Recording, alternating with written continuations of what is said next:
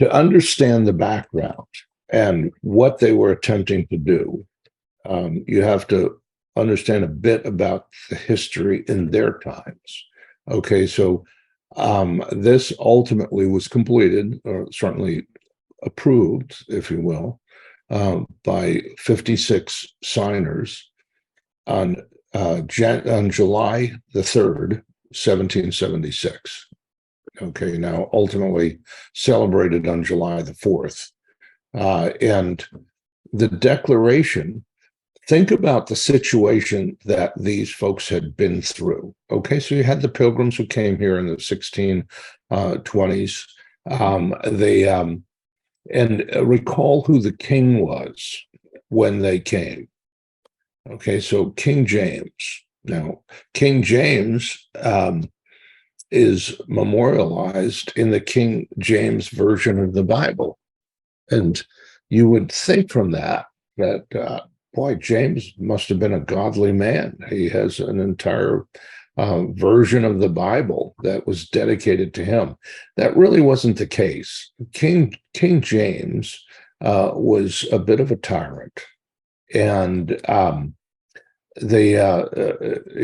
for those who were in the Sunday class that I taught, you know that William Tyndale was put to death for translating the Bible into English, translating it so that the boy behind the plow would be able to read the Bible in his own language. And he even initially had commented to a fellow seminarian that he was going to translate the Greek and Hebrew in the Bible, which those were the primary languages that were available in England at that point. Elsewhere in Europe, you had the Latin Vulgate as well. But the average person couldn't read Greek, couldn't read Hebrew, couldn't read Latin. And so the Bible was pretty much a closed book to them. And he was going to translate it into English, which he did.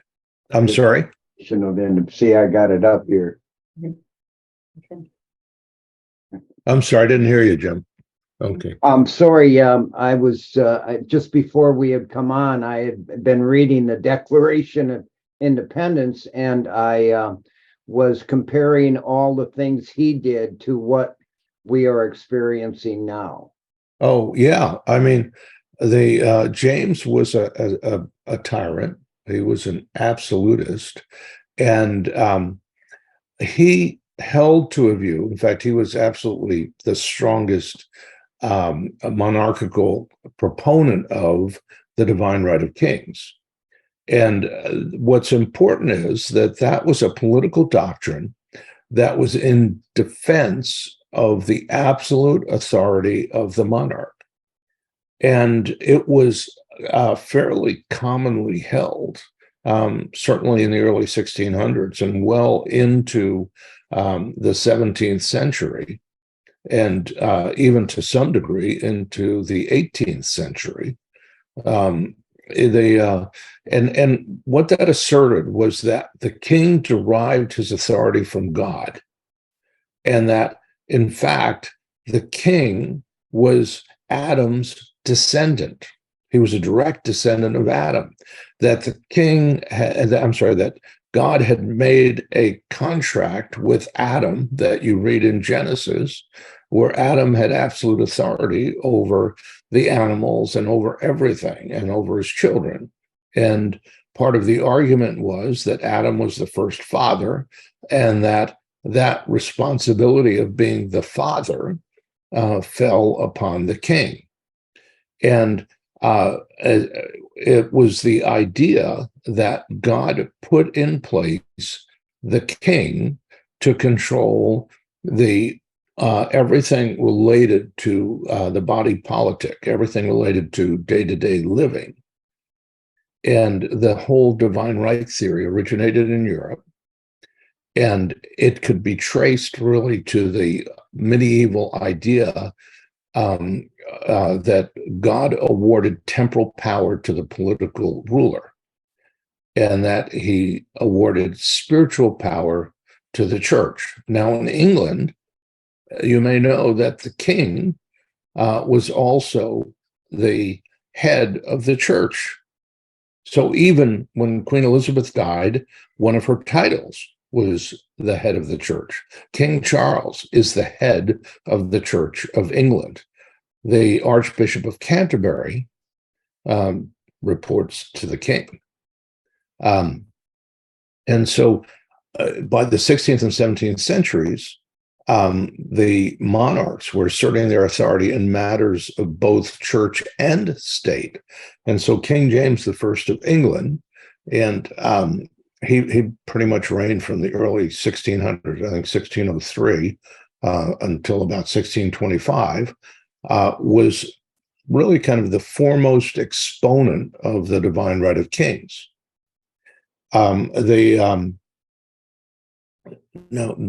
Interestingly, the Protestant Revolution, or the Protestant Reformation, rather, really enhanced the divine right of kings, because up until that time, it was the Pope who was really the head of the church, and it was viewed by many that the Pope was God's vicar on earth, God's lieutenant on earth, and therefore all of the kings reported to the Pope. So the Pope had substantial political power. And the model of the papacy, the structure, actually was modeled after that of the Roman Empire, so that the Pope was the equivalent of the emperor, hence the Holy Roman Catholic Church. That was, in essence, the sole remaining vestige of the Roman Empire, and the whole structure where you had the Pope and you had the archbishops and you had the cardinals and the rest actually mirrors precisely the way that the government of Rome was organized during the time of the Caesars. Okay, so you had this situation then where there was the background that a great many people continued to believe, even well into the 1700s and the late 1700s, that the king was in place, divinely placed by God. For some, one of the proofs was the fact that Cromwell, who was a Puritan, had led, certainly been actively involved, and ultimately was the recipient of power after a revolution against Charles I in the late 1600s. And Cromwell was a major proponent of beheading King Charles I, and of course they did that. And Cromwell, for roughly 20 years or so, maybe even a little bit longer, was Lord Protector of England. And Winston Churchill referred to him as a dictator. Okay, and so this was a point at which those who were ostensibly Christian had taken over the government, and a lot of people weren't happy about it. And ultimately, Cromwell died. His son took over. His son was very weak. His son was overthrown, and Charles I's son, Charles II, was restored to the monarchy, and the monarchy was restored. So when you get to the 1700s, particularly late 1700s, people still have these histories. And there wasn't a great desire to get involved in a revolution that might be temporary. And when Cromwell died, he was initially buried at Westminster Abbey, where leaders were buried and heroes were buried. But when Charles was, Charles II was returned to the throne, at that point, his body was dug up, and he was himself beheaded. His corpse was beheaded, and for 18 years, his head was on a pike in front of the Tower of London so that everybody could see this is what happens to those who revolt against the monarchy. Okay, so all of that wasn't lost on the people who were here in America. They tolerated a tremendous amount, and King George, who was himself a tyrant, treated the colonies horribly.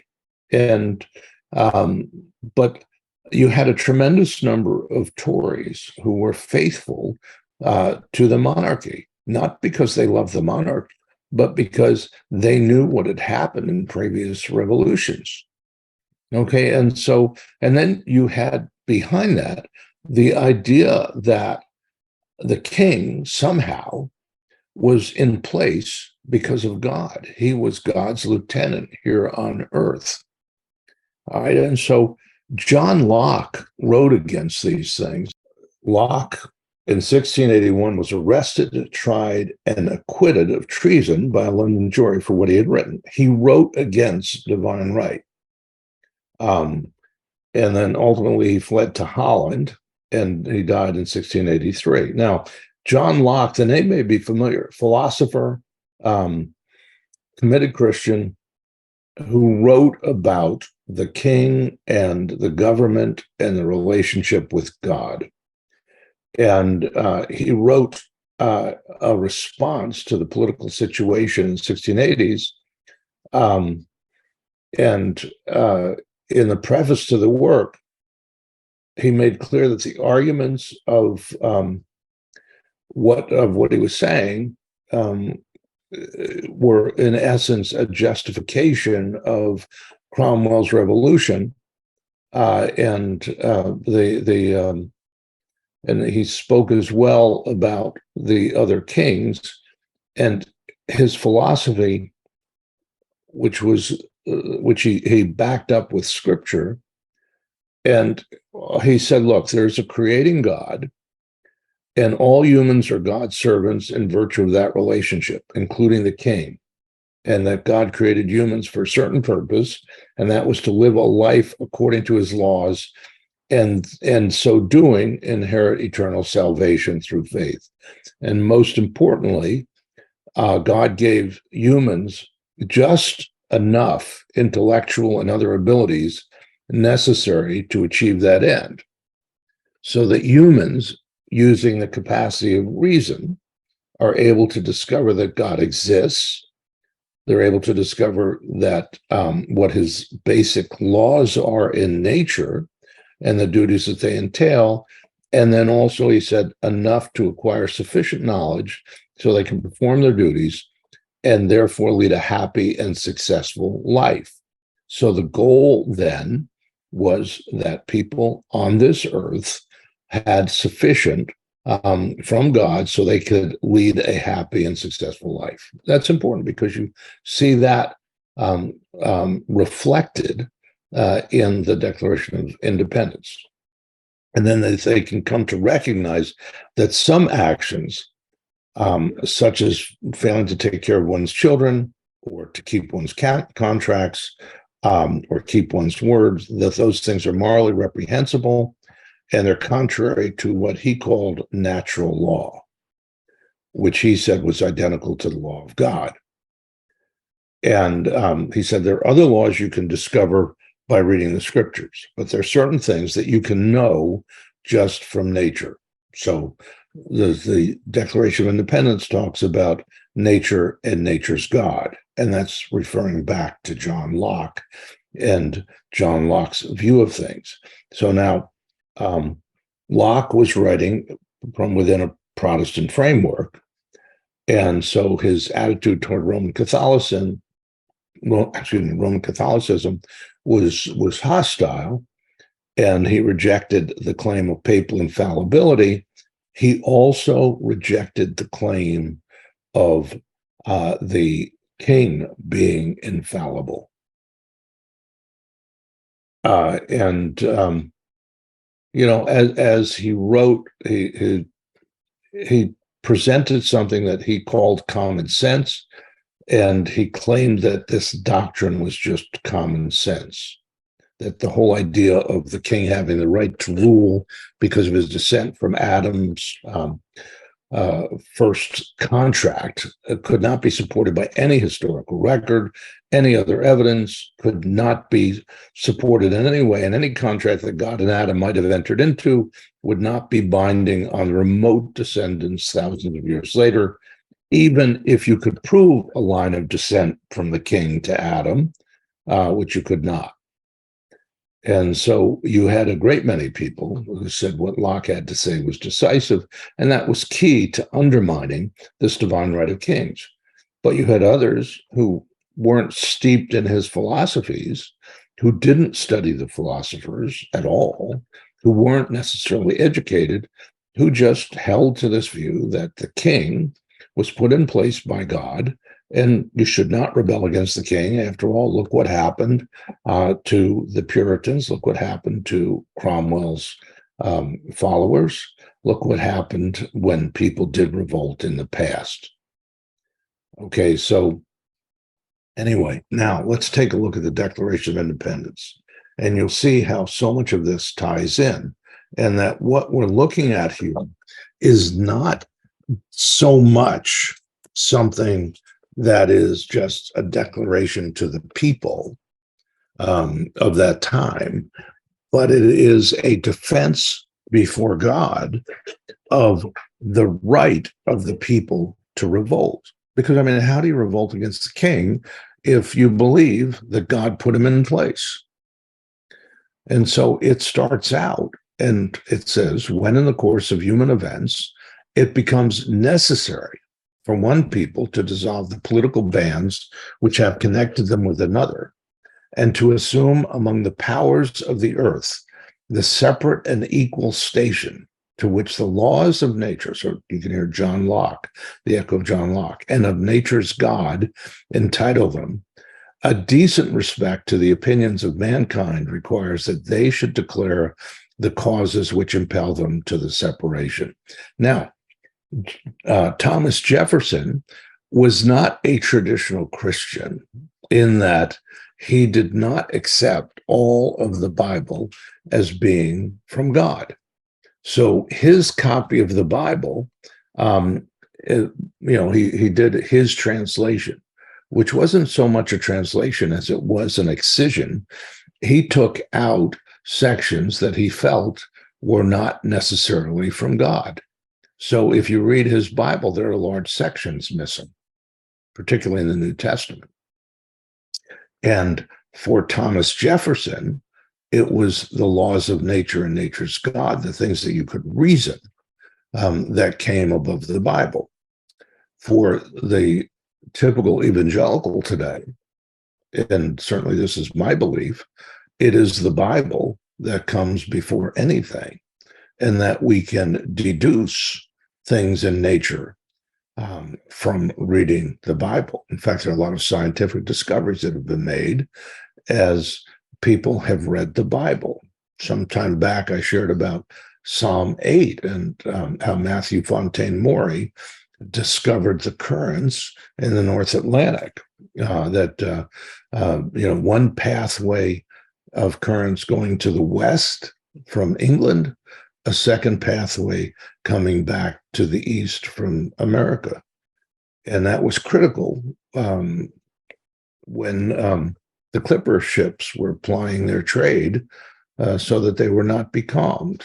And he had discovered, based on Psalm 8, thou hast made highways in the sea for the fish, that indeed there were currents, there were highways that could reasonably guarantee that a ship that left England would make it to America and not be becalmed.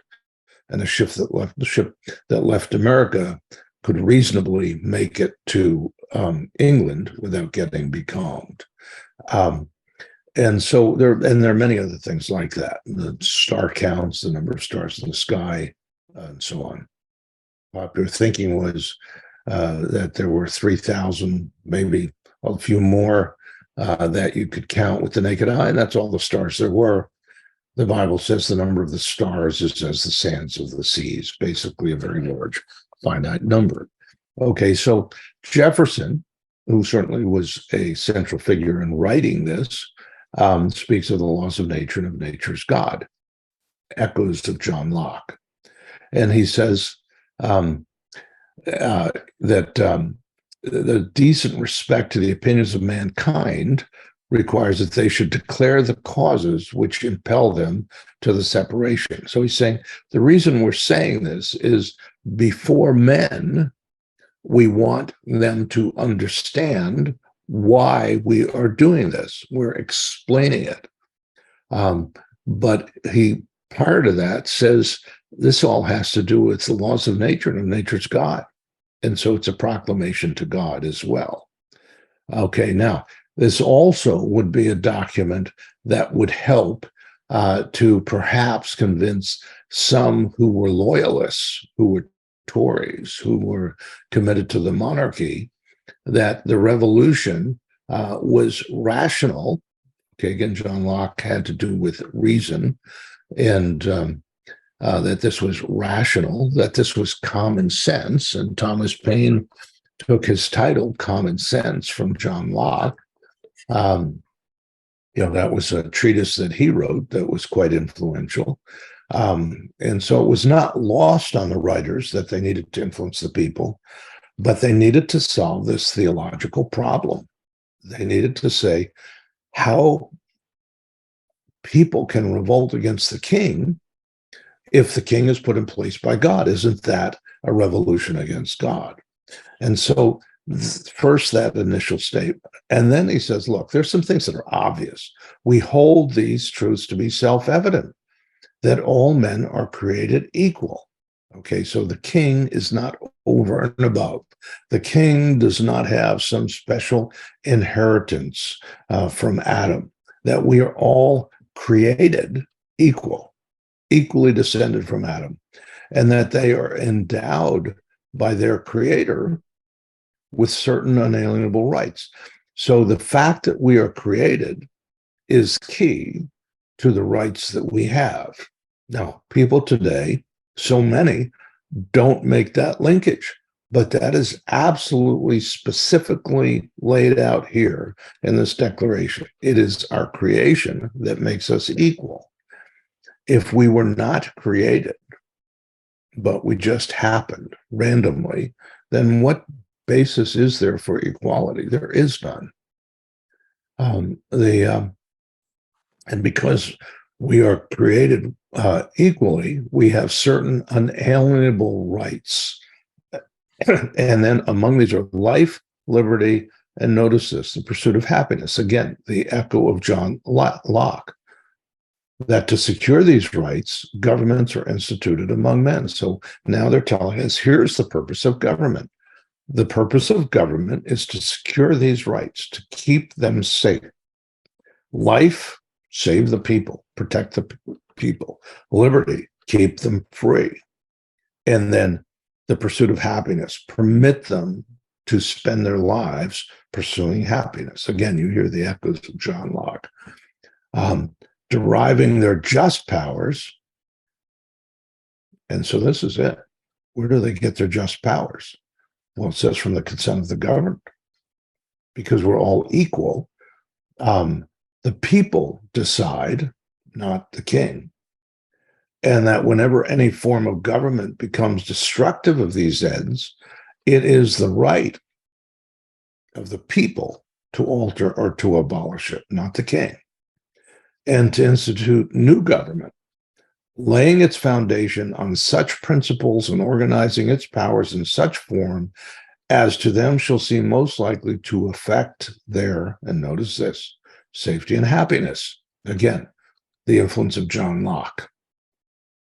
Okay, that the purpose is the creation of a society where people can dwell in safety and seek out happiness. And then he continues, he says, prudence indeed will dictate that governments long established should not be changed for light and transient causes. So they're saying it's not trivial to make this change. We know that. And so accordingly, all experience has shown that mankind are more disposed to suffer well, evils are sufferable than to right themselves by abolishing the forms to which they're accustomed. In other words, people will tolerate the form long after they have found that it is not accomplishing its ends, or even if it is spewing evil. They will be hesitant. It's just the nature of people. And I found as I was pastoring that people were more tied to the form of what we did in the service, times of service, and so on, than to the specifics of what was done. The order of the service was nearly sacrosanct. I changed one little thing in the service one time, and 3 people left the church. You all know that the time of a service is changed even by 10 minutes, and you'll have a lot of people who no longer come. They're used to the routine and the form. And, people find a way to live in even the worst of societies, and they get by, and they don't take any action to rebel.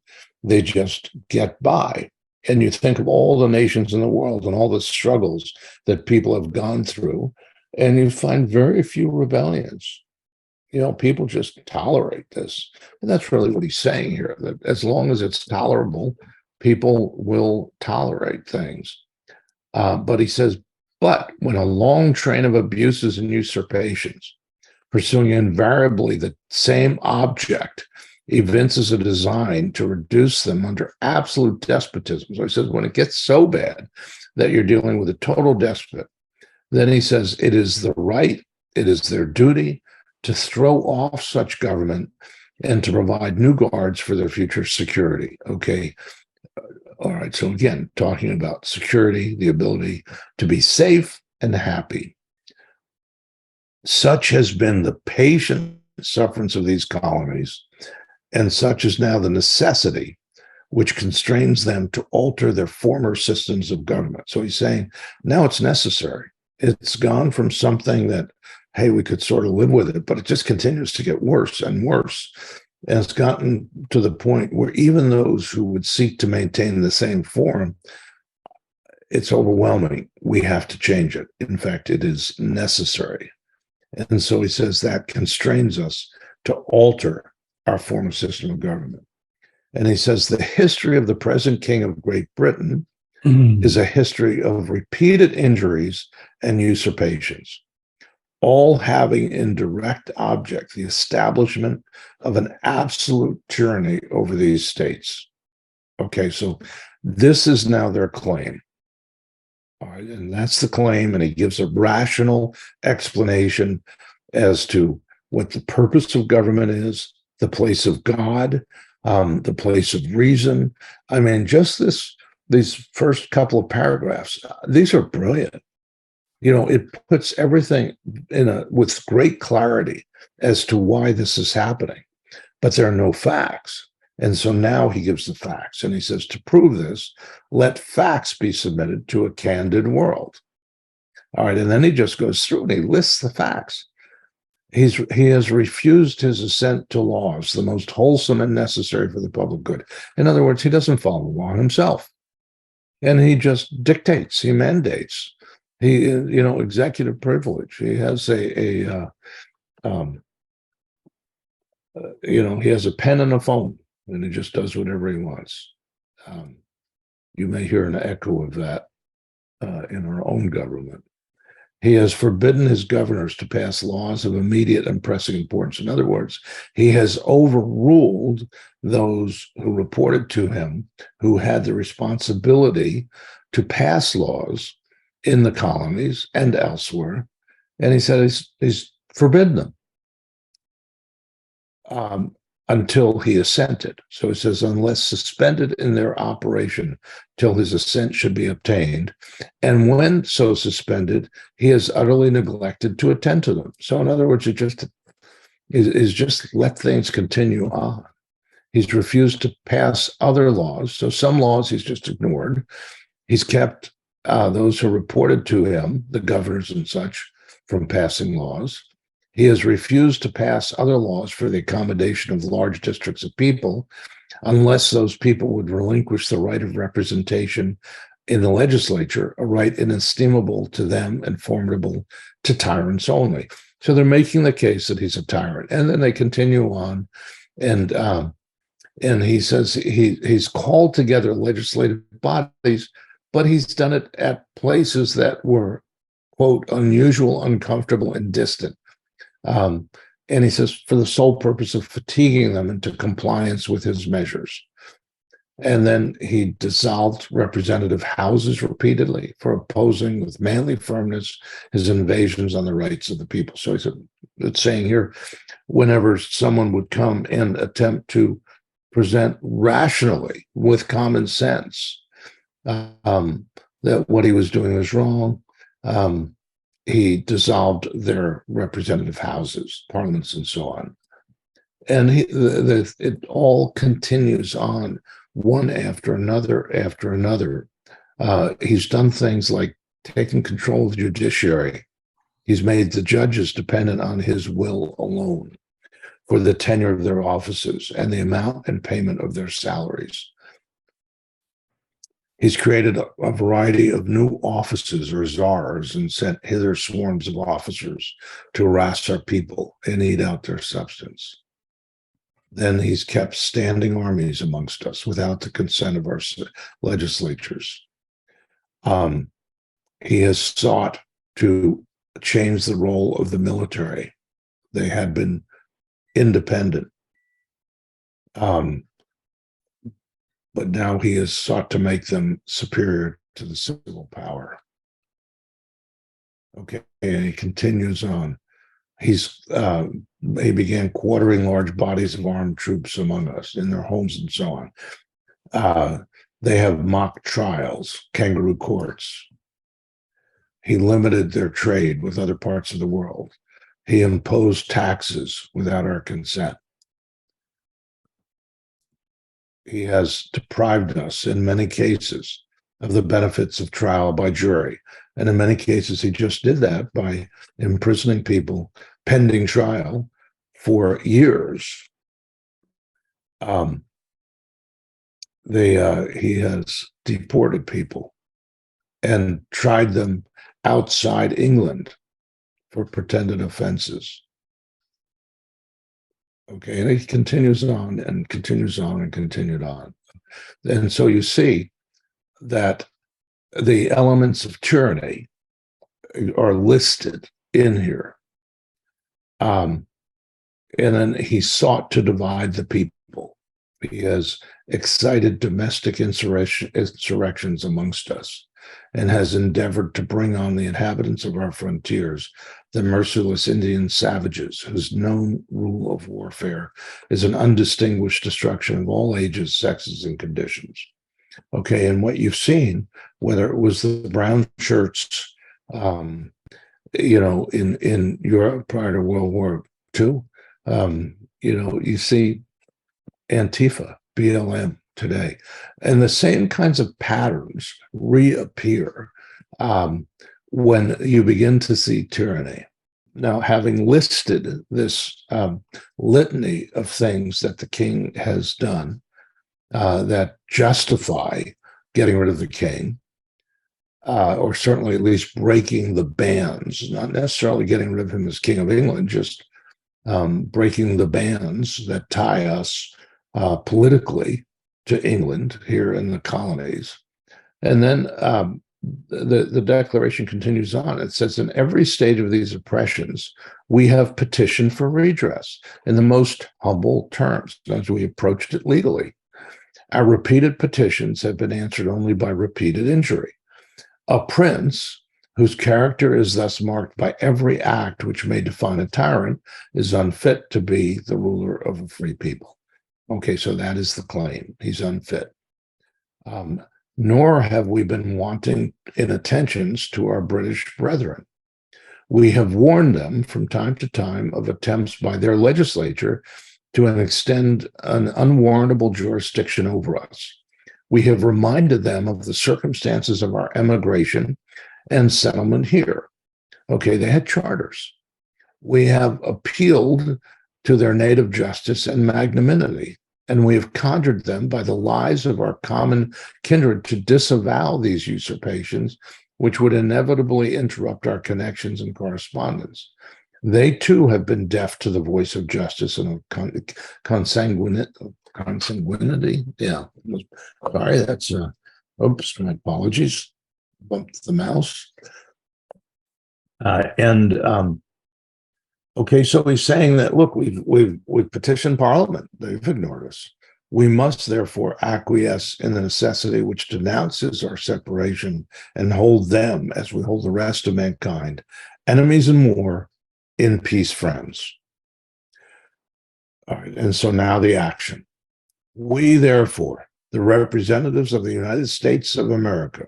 Okay, now this, when it says United States of America, it's before there's a nation, the United States of America. It is the United Colonies, the United States of America, in General Congress assembled, appealing to the supreme judge of the world for the rectitude of our intentions. Okay, so recall, this is an appeal to God, a declaration to God, saying, this is why our cause is just. So we now appeal to him. We're going over the king's head.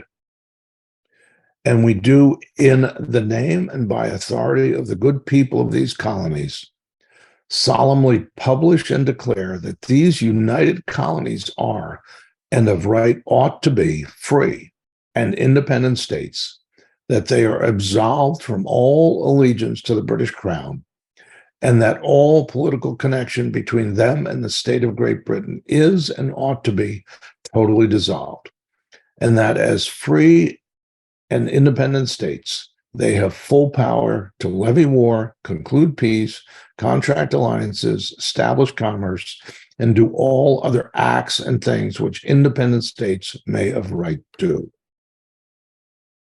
Okay, so that is the declaration. That is what they are declaring. And everything before that are the reasons why. And for the support of this declaration, with a firm reliance on the protection of divine providence, we mutually pledge to each other our lives, our fortunes, and our sacred honor. And it was 56 men who signed that.